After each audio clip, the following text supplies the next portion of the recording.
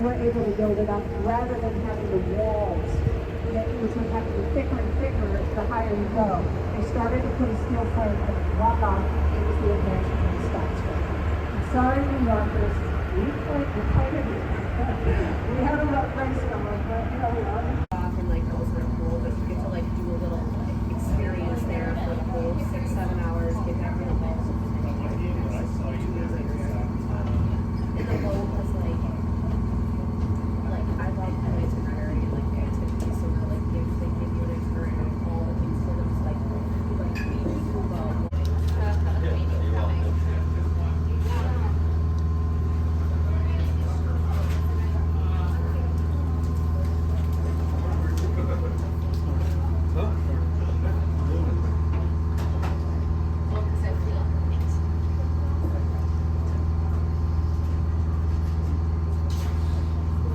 Mrs. Marzak, because you're not on a first name basis with my mother yet, okay? So on the count of 3, Happy Mother's Day, Mrs. Marzak. Ready? 1, 2, 3. Happy Mother's Day, Mrs. Marzak. And she said, thank you so much. Welcome aboard, everybody. And truly, Happy Mother's Day to everybody, whether you are human mothers or cat mothers or dog mothers or whatever you are, even if you take care of a plant. Heck, Happy Mother's Day to everybody. So, my name is Hillary. I will be your tour guide for the next 90 minutes. And I'm always curious to know where everyone is from. So, is anyone from Chicago, the city Chicago, not the suburbs? Wait, everyone, because look in the distance, right beyond that mural, that's called the Native American in Chicago. It's a red box. Look at everyone, it's a red box. It's actually red, but it's still a box. Okay, so that's generally going to give you the hint that that's a modernist style building. Just the cake. And that's fantastic for about 40 years. But it understandably gets really boring after that. Around them. So if I say something is a postmodern building, the first thing you should ask yourselves is, how is it trying to have fun with architecture? So let's take a look at this pinkish tan building coming up on the right, just in front of the Sears Tower. And yes, I said Sears Tower. We'll talk about it, okay? So this pinkish tan colored building coming up on the right, I've already told you everything that all the tours are going to tell you about it, right? But let's plug all that into the context. That's a postmodern building. How is it having fun with architecture? Well, shoot, it's pink. It's covered in red granite. Number 2, it's got a weird shape, including the castellated top, which is actually referring to another building in Chicago that we're going to see on the river. Huge drum of 2,000 fluorescent light bulbs on top. But why did that one get the drum of lights? There's a reason for that even. Well, think of it like this. It's right across the street from the Sears Tower. Who here has ever heard of the Sears Tower? Raise your hands. The whole boat, right? Hands down. Who here before about 4 minutes ago had ever heard of 311 South Wacker Drive? See you first at night and then say, oh look, the Sears Tower's right next to that really cool one that looks like it has a cake up on top. So we tend to call that the wedding cake or birthday cake building. But check it out, you can actually see the lower level of Wacker Drive, which is why it's just known by its address, 311 South Wacker Drive. So now you know what it's called, now you know why it's considered postmodern, now you know when it was built, 1990. Cone Peterson and Fox were the architects. So you see, I'm going to give you all this stuff, but we're going to work it into a context, okay? Now, I did mention the Sears Tower. We are going to see a really nice couple views of it coming up here on the right. Just after this building on the right, it's kind of coasting into a really nice view. And if you look up, you can see from this view especially, that's not just one big black tube. It's actually 9 black tubes that end at different heights, bundled together. That's why it's called the bundled tube construction. It was a Bangladeshi American engineer, Fazlur Khan, who came up with that idea. Basically allows the whole thing to bend with those strong winds up to 3 feet at the top if it needs to, in any direction. Now you're also about to get all 110 stories of the Sears Tower in one fell swoop, right over here on the right where the trees are. So get your cameras and your oohs and ahs out and on the ready, because there she is. You can do it, it's okay. Ooh. And make sure you're all smiling as you're looking up. Because there's people in those glass boxes that were taking pictures of all of you. And you were all taking pictures of them. It's a circle of life.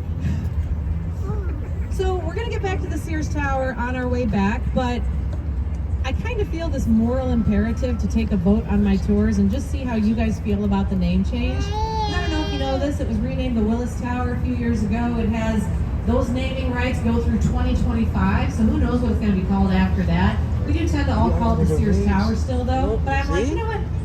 hundreds of people in front of me every week, I'll take a vote. Okay, I'm gonna say both Willis Tower and Sears Tower.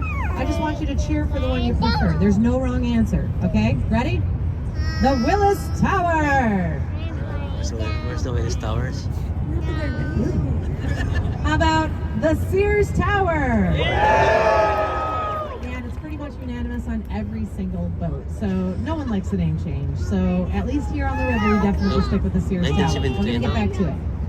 Instead, I want to direct your attention to the left, where this tarp is. You're gonna see it kind of running along the river. That is hiding train tracks and active trains. We'll actually be able to hear the kind of hum and rumble of the trains coming up on the left. Sometimes we'll even hear a little from the train itself. There are active trains. You see it right there. Right through that hole. So there are active trains that are running underneath all these buildings coming up along the left, which means that all these buildings, hear those trains? All these buildings are built on a really interesting legal concept called air rights. Now how that works is, you might be the railroad company, you buy the land, you build your tracks on the land that you own. What are you going to do with all that wasted air over your... The next building I'm going to tell you about, the Boeing headquarters building, coming up here on the left. It's like a tower with a short chunk sticking out towards us. And by the way, I'm not skipping these. We're going to get to these on the way back. There's a whole method to what I do. So the Boeing headquarters building. Again, I could do this entire tour like 1992, Perkins and Willworthy Architects, postmodernist the style.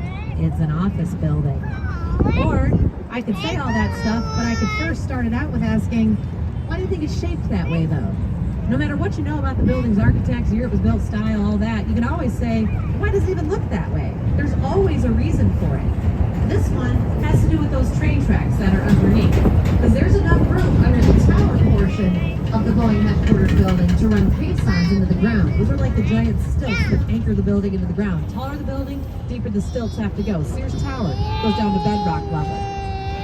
Here though, there's too many train tracks crossing under this shorter part directly to your left. And so they actually had to cantilever it off of the taller part. Now what does that mean? Cantilevering or cantilevering. Why is that one shaped that way? I even meet people nowadays on my tours who will be like, ooh, that looks nice from outside. I wouldn't want an office in there. It's perfectly structurally sound. That's one of my personal favorites. It was finished in 2017. It's just known by its address, 150 North Riverside. It is an office building designed by Getch Partners. Now, why is it shaped that way? Well, you already know the answer. Remember those train tracks. So basically, they had to sandwich the core of that building, doing all the heavy lifting for the building, between the river that we are on and active train tracks that run under the landscape of steel.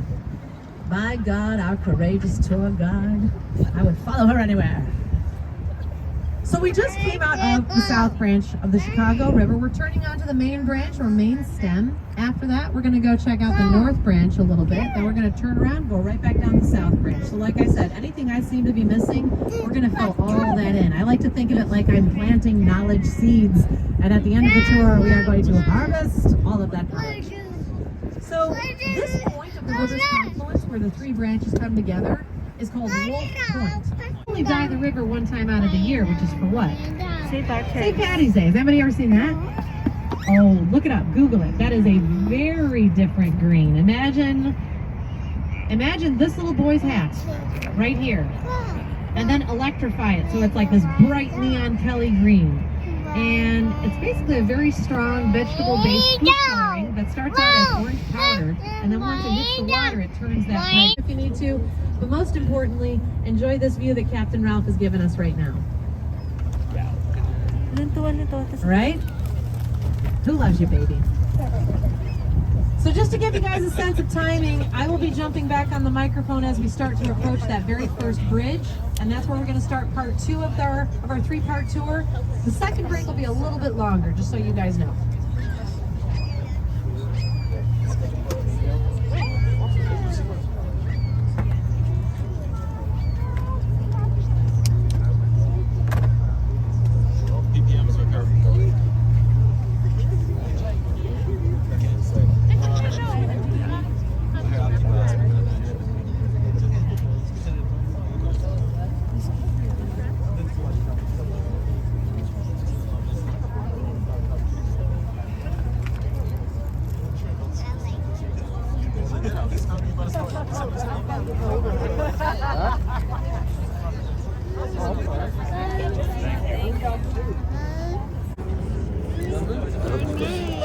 Rubel is so makulit.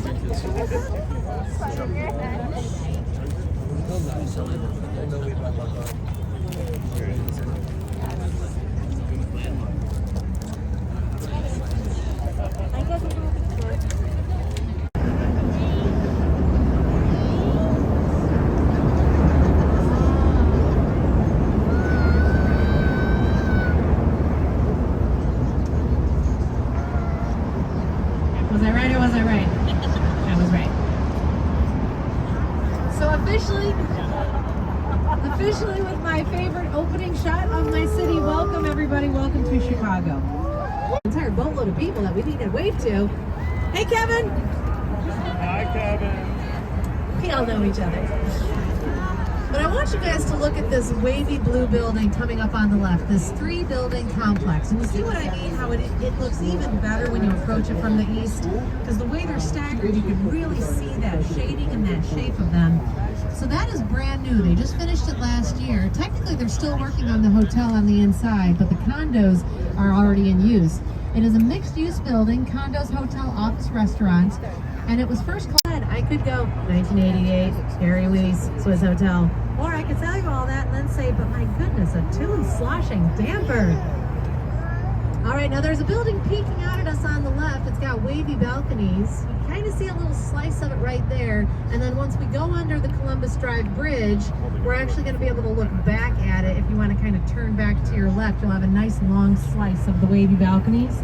It's called Aqua, and that's another Studio Gang building done by Jeannie Gang and her team. Finished in 2010. It is also a mixed-use building. So you get condos, you get the Radisson Blue Aqua Hotel, with the offices down at the bottom. And you can take a look back at it now. It's got that nice long slice. Now, I want you guys to do yourselves a favor. Sometime while you're here, who's planning to go and see the Bean at Millennium Park? Probably some of you guys. That building is literally about a block and a half north of Millennium Park. If you're planning to go to Millennium Park, do yourselves the favor of walking up to Aqua, plant yourselves in front of that building, and just look up. Talk about the art of architecture. There's no 2 floor plates in that building that are the same shape. They're each custom shaped, custom poured. And then because half of it is a hotel, guess what?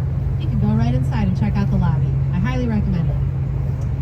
Now straight ahead of us, Trump Tower, finished in 2009. That is the 2nd tallest building in Chicago. It's a postmodern building from Adrian Smith, who you might remember also did the NBC Tower about 20 years before.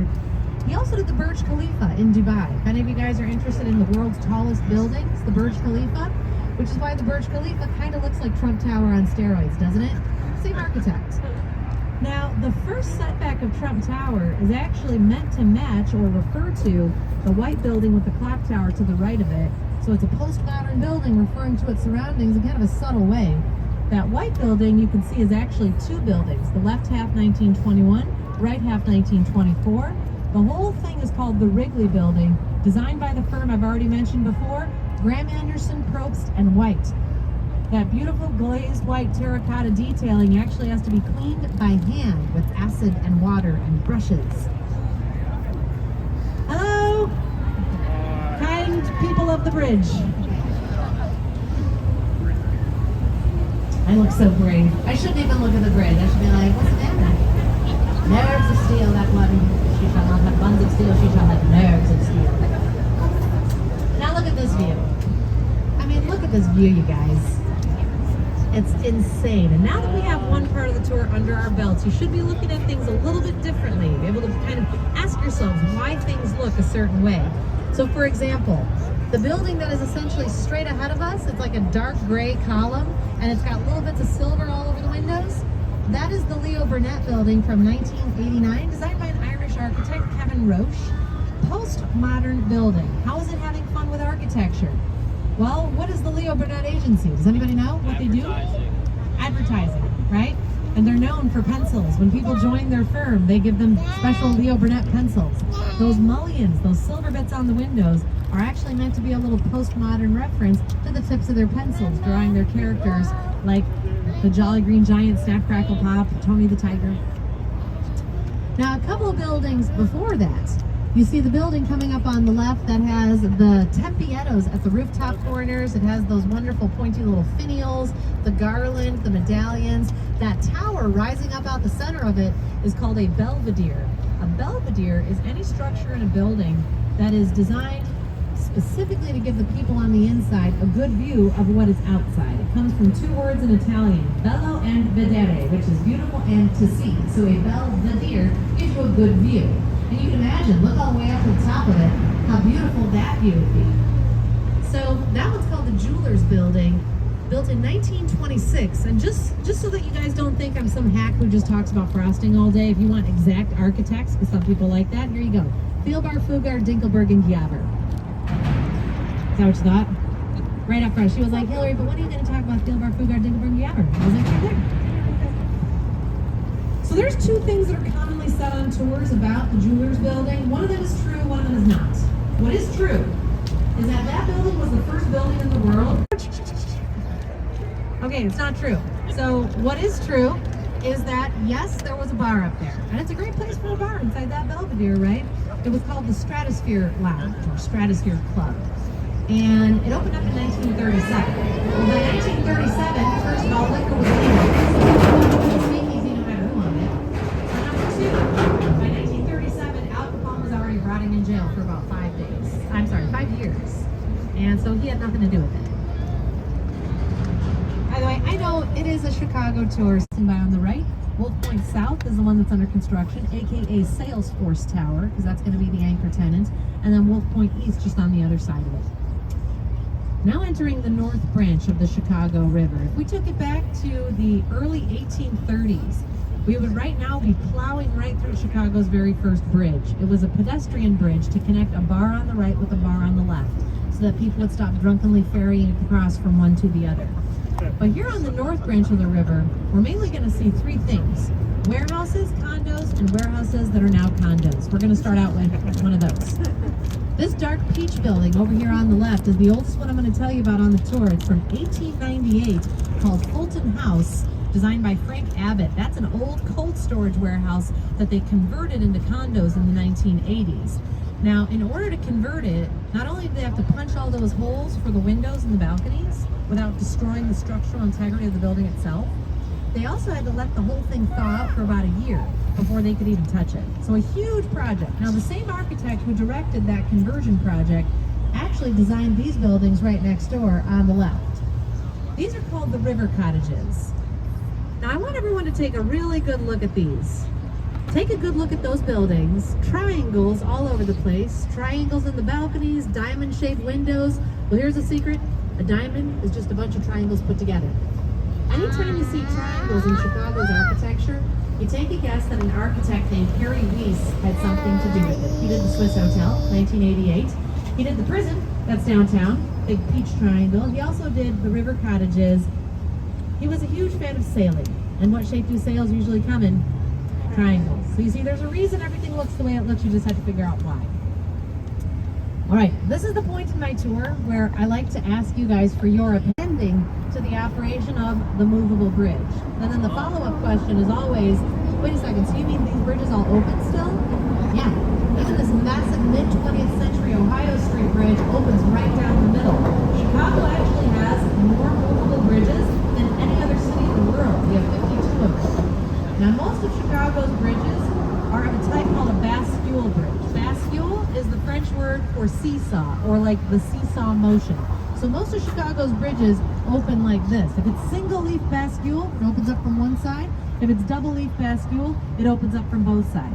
And as you guys are walking around the riverfront, I presume you'll be doing this at some point during your stay, be on the lookout for how many bridge houses go with every bridge. And keep in mind, every functional leaf has to have a functional bridge house to operate it. And so if it's a single leaf, it might just have one. If it's double leaf, it'll definitely have two. Chicago Tribune thing, I've told you about most of this stuff. If you do have questions during the break, feel free to come up or raise your hand. I'll come and chat with you. But to give you a sense of timing, I'll jump back on the microphone for the third part of the tour as we start to approach the bridge that was in the upright position. I'm going to tell you guys about that, and that's where we're going to start the last part of the tour. So use this time. Seesaw, that is a vertical lift bridge. So you can imagine it has these two stationary towers, and look look at those massive counterweights that are hanging on the outside, connected not just by any old chains, those are specifically called counterweight chains that are heavy so that they add to the counterweight so that they can lift the middle part, which is called the lift span, as quickly as they might need to. That thing has been operational for 108 years. They opened it up as the Pennsylvania Railroad Bridge in 1908, and they still operate it. It's generally left in a lower position because trains have to use it all the time. Nowadays we call it the Canal Street Railroad Bridge. If you'd like to see it in the movie, watch the movie Backdraft, because Kurt Russell has the boat that he gets from his dad just on the other side, where there's a whole bunch of other boats there right now. But imagine this, even back in 1914, when they were first operating that bridge, they could lift that thing to the top because of great engineering, craftsmanship, and probably a little bit of WD-40. They could lift that thing to the top if they needed to in 45 seconds. Right? No computers, no power tools. That's pretty darn good. Now the boat has made its final turn, so I have a couple of announcements. Right, you're out in Chinatown, take it to the west. You're in an old neighborhood called Pilsen, which is historically a Czech or Bohemian area, but more nowadays it's a Mexican area. And you'll see, as we go around this little bend in the South Ranch here, there's two bridges in the upright position, two old railroad bridges, one from 1919, one from 1921. They're actually going to frame the skyline for a really nice view. So just get your cameras ready for that one, and do keep in mind that everyone probably wants to get that picture. So if you stand up, take your picture, and then sit down. So, now it is time for questions. Maybe there was some cliffhanger that I left in the middle of the tour. Maybe some building that I didn't mention that we happened to go by, or even buildings downtown that we don't see on the river but you might want to know about at some point in Chicago's history that you're curious about. Maybe you just want to know what my sun sign is. I'm a Leo. Leo, Capricorn rising. Okay, so think about it goes in the lower lake. We're located on a watershed, so it's higher water to lower lake, higher river to lower lake. So if you want to reverse that, you somehow have to make it higher lake going in the lower dirty river. So what they did was, they took the last 10 years of the 19th century, no computers, no power tools, right? Pickaxes, explosives, shovels, to dig what they call the Chicago Sanitary and Ship Canal. Now imagine, they basically dug it alongside the South